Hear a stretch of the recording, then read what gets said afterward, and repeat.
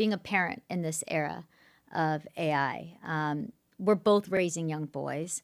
Um, and I think I said this to you before, like we're both raising young boys, but in a sense, you're raising my son too. Like the technology that you build will be integrated into every facet of my son I Charlie's hope you don't let life. him use it yet. I am absolutely not letting him use Great. it. When are you letting your son use it? Not for a while. Do you have an idea? People ask me all the time, like, oh, now that you have a kid or going to have more kids, like, do you feel more responsibility about how you don't destroy the world with AI? Do And you? no, like my highest order bit is to not destroy the world with AI. Like, it doesn't matter how good everything else is if we do that. So I knew I was going to have kids. I knew that I thought a lot about what I would feel about the world my future kids would grow up in. And, that I, I used to write my kid a letter every night. The lawyers eventually convinced me to stop, but it was a nice thing to do about just because when I would like put him to bed, I would just I'd get home late, like right before his bedtime, and I'd be rocking him, and you just need something to talk to your kid about. So I would just tell him about my day and what was going on. And, I was like, obviously a 5-month-old, 4-month-old baby is not going to understand these things. So I was like, what, I'll write them down. I'll give them to him later. Cause it was sort of an interesting time. But an interesting thing about writing those letters would be like, you can't really hide anything. Like you will be the most honest version of yourself in the decisions you're making in the thing you write to your kid. So I really loved doing it. It was like my every Sunday night ritual about like, here was the hard stuff that came this week and here's why I decided and why. And, here's what I'm worried about. But the mindset of writing that to your kid to read in, 15 or 20 years, was very interesting. But no, on the not destroy the world with AI, always very set on that. A thing that has changed hugely is how I feel about algorithmic feeds and iPads in small children's hands and stuff like that. And when I watch kids just a little bit older than mine that you cannot take the iPad away from, watching this sort of like short, watching like whatever they're watching, that I feel very strongly about. So I don't know when I would let him talk to AI, but I'd rather be on the late end of what's reasonable there, not the early end. Of course, I think it's like great, and he'll grow up in a world where computers are smarter than him and do anything he wants. But I want him to like play in the dirt for now.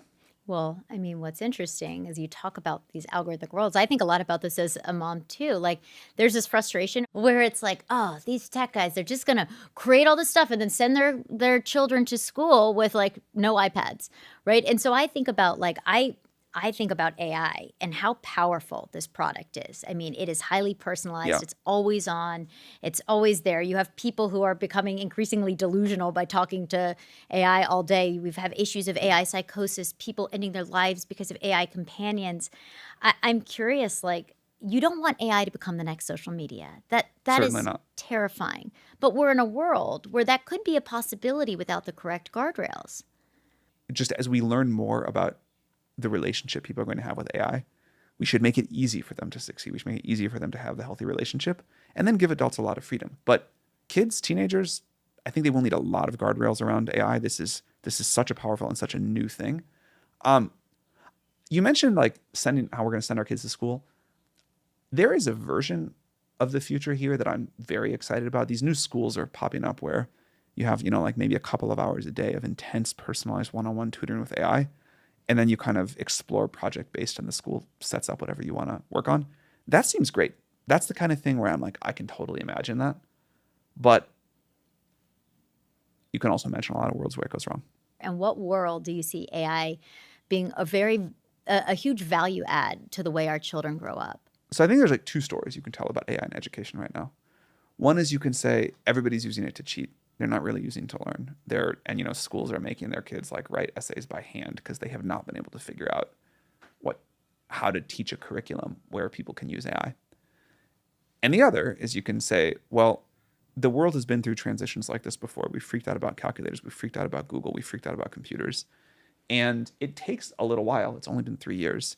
But we do figure out how to teach people to think and achieve at a higher level and to work with the tools that they will have as an adult in society.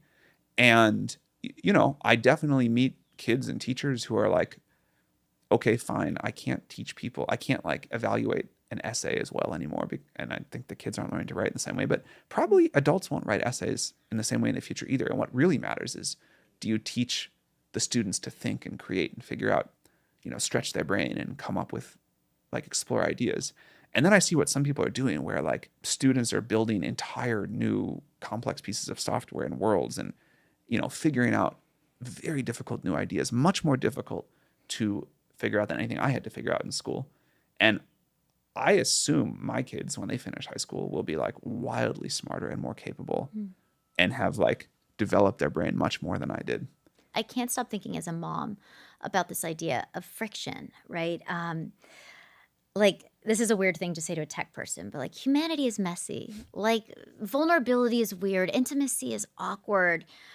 It's all a mess, but it's in that mess that we find purpose and we build Yeah. strength. And AI systems we now interact with are so incredible in so many ways, and they're a frictionless experience. And so I wonder, thinking about my son growing up, like, will there be shortcuts? And if we're not careful, will Yeah. there not be the friction for him to develop into the person that he could be?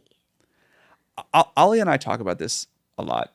Like, Ollie's your husband. yeah, I would maybe call it adversity, not friction. But maybe friction's a better word. Adversity to one person, friction to the other. But, like, so much of what I think I learned was in the messiness, in the difficulty, actually, even in the boredom. Like, Right. you and I were kind of the last generation of kids that grew up bored. Yeah. And at the time, I hated it.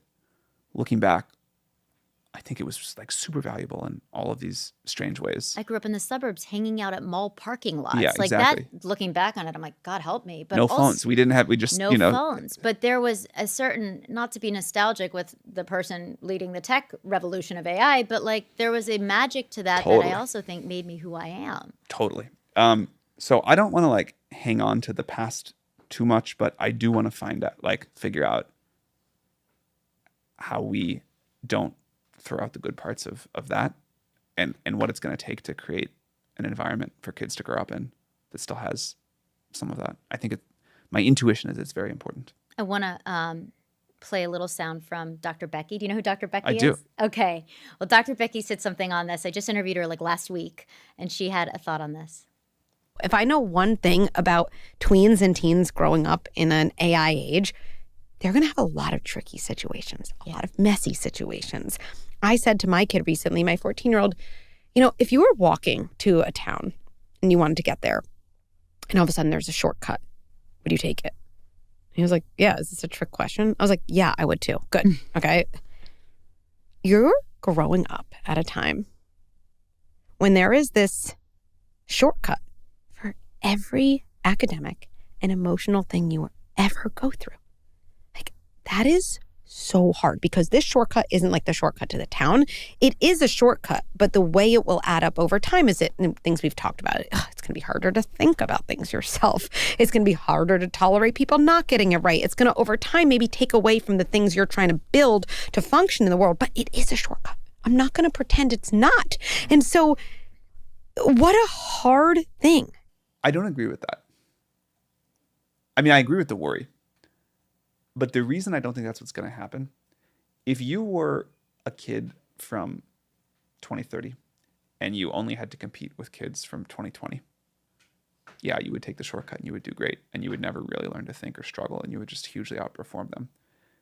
But the world we live in is a competitive world, and I don't think that's going to stop. Even if you did a lot of redistribution, we have a deep desire to excel and be competitive and gain status and be useful to others.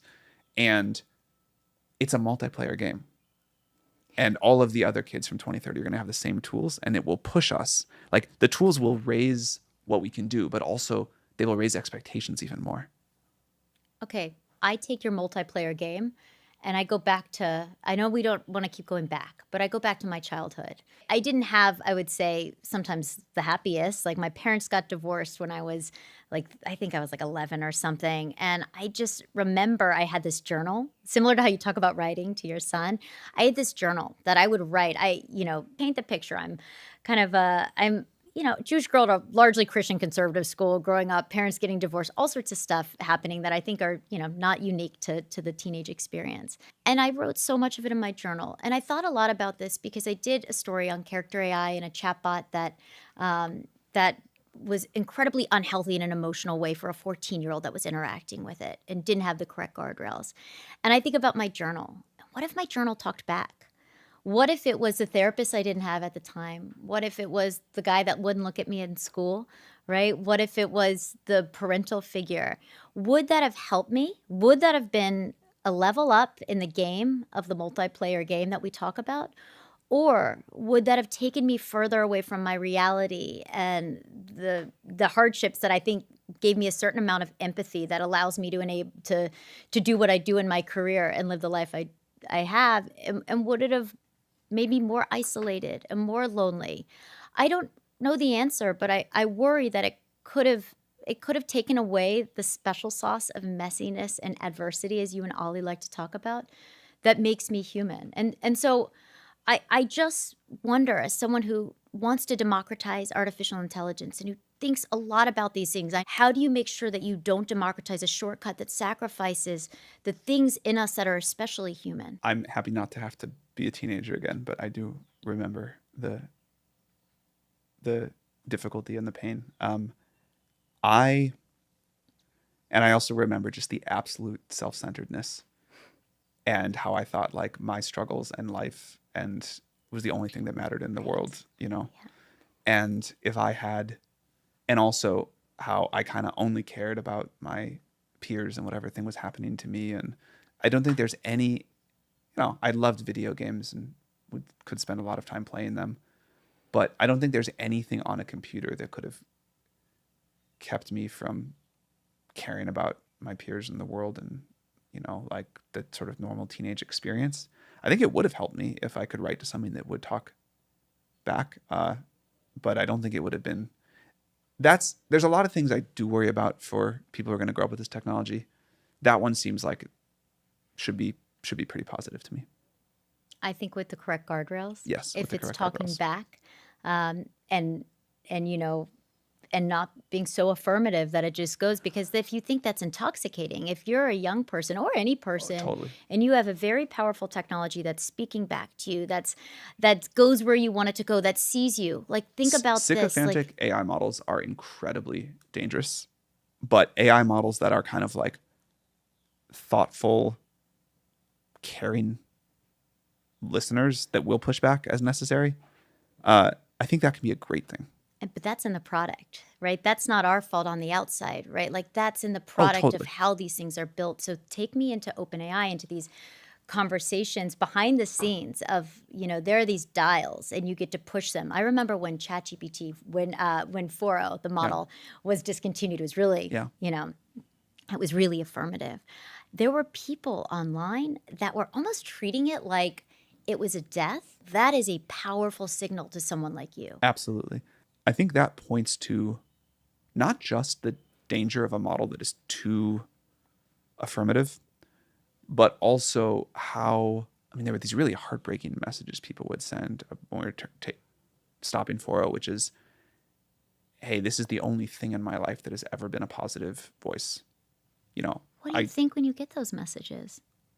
It's heartbreaking, obviously, and you really feel the weight of getting this right, where it's easy to say, hey, we don't want a model that's too affirmative because it can make, it can have negative mental effects on people. But then you hear somebody else say, like, actually, I never had any confidence. I had parents who told me I was terrible. I, didn't have any friends in school.